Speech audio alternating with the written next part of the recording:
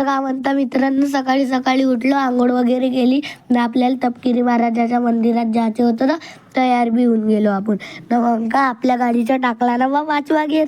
मग जे बघवली 360च्या स्पीडनं डायरेक्ट. जेव्हा 360च्या स्पीडनं बघवली तर कुठं पोचणार, डायरेक्ट मंदिरमध्ये की हवन सुरू होतं आणि इकडे कुत्रं मस्त गर्राटे मारत झोपून होतं लेकाले. न मग का हवन पाशी की गेलो मी, पूजा की केली वा हवनची. न मग इकडे का महाराजाच्या समाधीवासी आलो वा.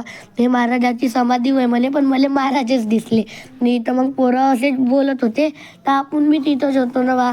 मग आपल्या मागत दिसतच असून तुम्हाला नदी तर गोट्टे टाके.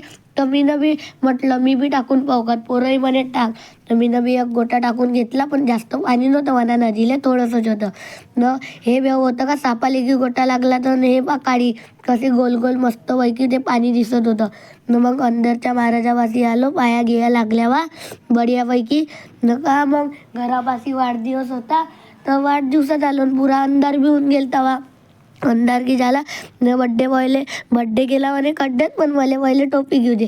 ते बाई म्हणे मी तुला चांगल्यानं घालून देतोच नाही. ने काकाजी तर काही नाचेवा फुल टाईट होते काकाजी, मी आज नाचत म्हणे. तर काही बसून उभे आहे बा आपला 39वा दिवस. न फॉलोअर्स तुम्ही पाहूनच घ्या.